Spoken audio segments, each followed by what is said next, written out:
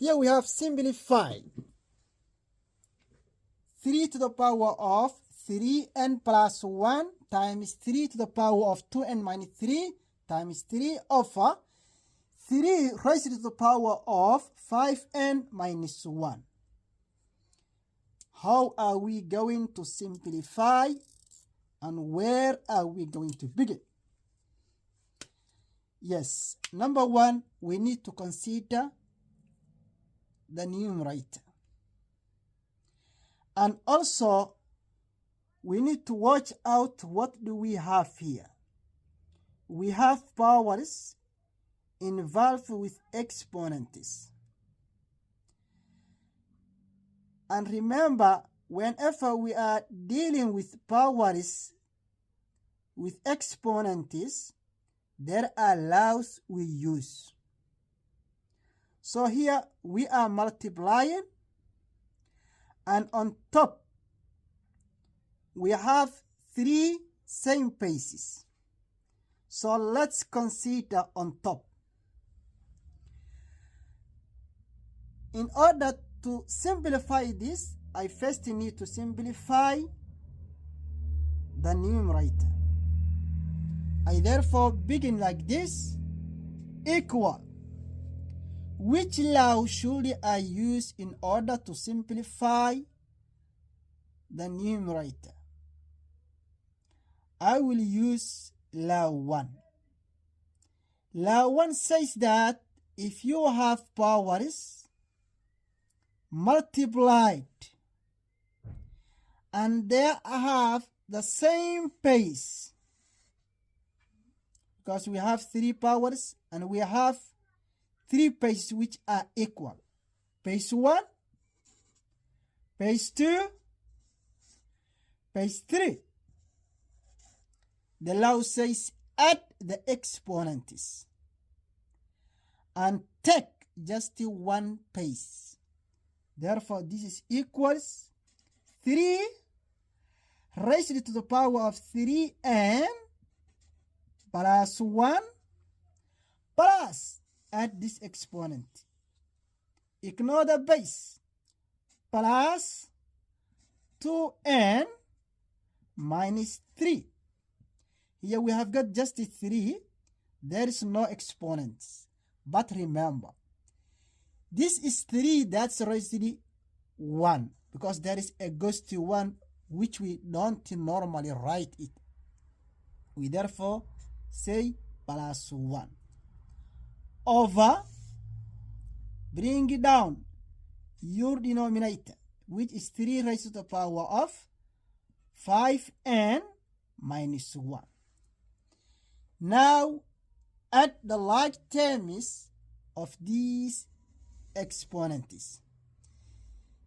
3n and 2n are like terms.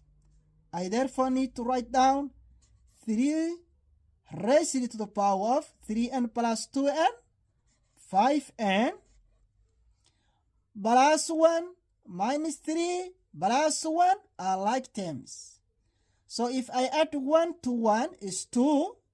If I add 2 to minus 3, this will give me minus 1 over 3 to the power of 5n minus 1.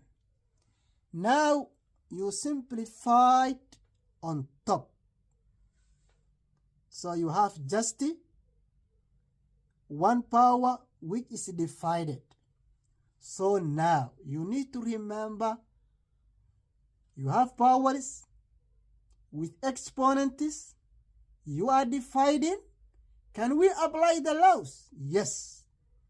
We can apply the laws of exponents, and we're gonna apply law 2. Law 2.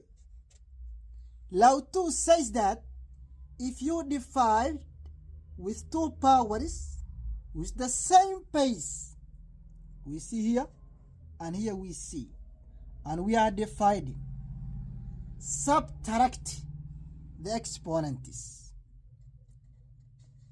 this exponent must be subtracted from this exponent. We therefore say this equals, and just take one power, one base, 3, especially on top one, 5n minus 1. I need to subtract this from this, minus. Remember, always when you take this to put in bracket, it's more safer. 5n minus 1. Now work out and add your and subtract your exponents. This equals 3 to the power of 5n minus 1. Get rid of the bracket by multiplying this negative each term inside the bracket, minus 1, because here we have got 1 which is goes to 1. Minus 1 times 5n gonna give you 5n minus 1 times minus 1 gonna give you plus 1.